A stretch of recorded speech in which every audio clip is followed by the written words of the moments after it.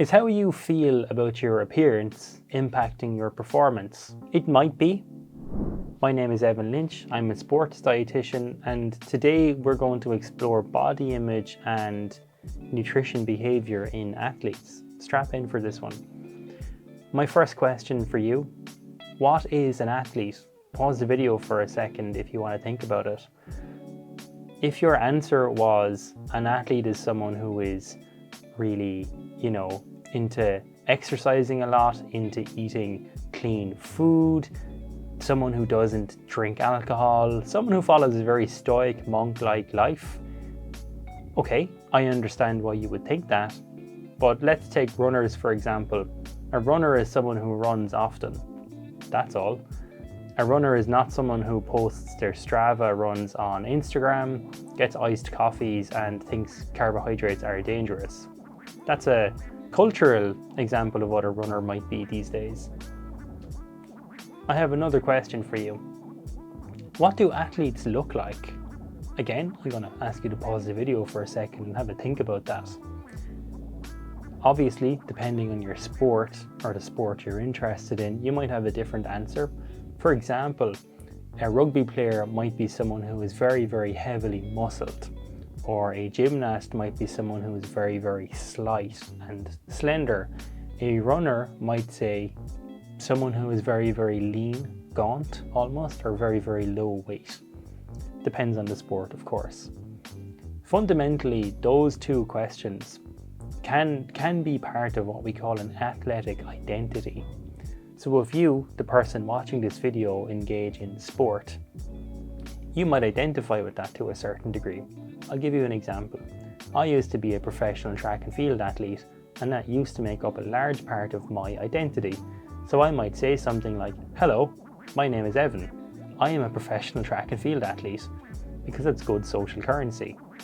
If you do sport to any level at all and you heavily identify with it, for example, my name is Dan and I play GAA, or my name is Ian and I am an avid runner. Depending on how much you identify with that and what you think that means, that could be a potentially precarious situation for you to be in. Let me explain. When we look at the identity of being an athlete, for a lot of people that's generally associated with having a certain look, engaging in certain behaviours, or maybe not engaging in specific behaviours. In the case of people who do lean type sports, a sport where it's generally accepted or expected that you're going to be lean, light, have minimal levels of body fat, and where there's a general understanding, or I would say misunderstanding, that ticking both of those boxes automatically means you are a better runner, you might be more likely to have this, high value around being very lean, having very low levels of body fat, or being as light as physically possible, which can be a bit of a problem if you heavily identify with the sport. So to add some nuance to that, within running communities or triathlon communities, cycling, gymnast communities, which are lean type sports as mentioned, it can feel like it's almost a competition, not to see who's the fastest, who can jump the highest, who can cycle the quickest, who crosses the line first. There's another unspoken competition. Who's the lightest? Who's the leanest? Who has the strictest diet? And that comes from our athletic identity. So if we identify heavily with the sport we do, and we feel like we don't look like an athlete or we don't behave like an athlete, that can make us feel like we don't fit in with our crew or our tribe, which can feel really threatening. So another way of explaining this, if you are a runner and that's a big part of your life, your social life and your self-esteem, but you deem yourself to be overweight, that might make you feel like you're not good enough to be a runner, or you're not someone who should be running. It might even impact your self-esteem because you feel like you're worth less than runners who are lighter. If this is resonating with you, I'd really take stock of this and evaluate, what does it mean to be an athlete? And I asked those two questions at the start.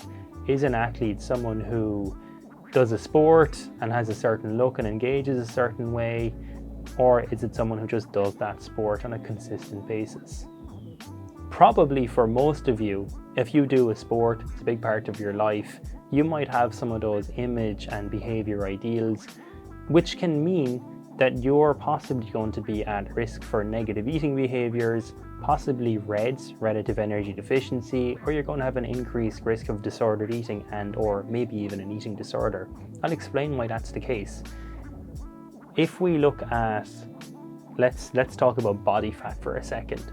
Generally speaking, if we look at athletes or people who identify as athletes, and that can be at any level of achievement or ability, there's going to be this pressure, expectation, and desire to have lower levels of body fat. Depending, and this is where it gets really interesting, depending on what you think you need to do to lose body fat, you're going to find that there's a whole load of things that you start to do and not do to achieve that level of low body fat. Namely, and generally speaking, athletes who feel like they're heavier than they should be or have more body fat than they should be will do things like skip meals, avoid carbohydrates, withhold calories in general, okay? And that's problematic because whilst the athlete is maybe working on a subconscious understanding that, well, if I get lighter or leaner, I'll be better at performance, ironically, they're actually shying away from all the behaviors that are going to actually improve their performance. Okay, so if we want, generally speaking, to make someone a better athlete, meaning they perform better in their sport and nothing else, we don't want them to skip meals. We want them to include carbohydrates. We want them to fuel. We want them to meet those calorie bills. If you are too afraid of gaining weight or becoming fat, you are actually not going to be physically able to do that. So my question again, does how you feel about your appearance impact your sports performance? Yes, I would wager it probably does. And I hope this gives you some food for thought. Are you using the wrong metrics to gauge your sport? Are you a runner who is trying to be the best runner by being as light as possible and cutting out everything to achieve that result? Or are you a runner who wants to be as fast as possible and you're fueling to get that result? Only one of those athletes has a positive outcome. I think we know which camp you want to be in. I hope you found this video helpful. I have recorded a podcast on this topic to fuel better podcasts on all streaming platforms. Please do check it out. Drop your thoughts in the comment box below.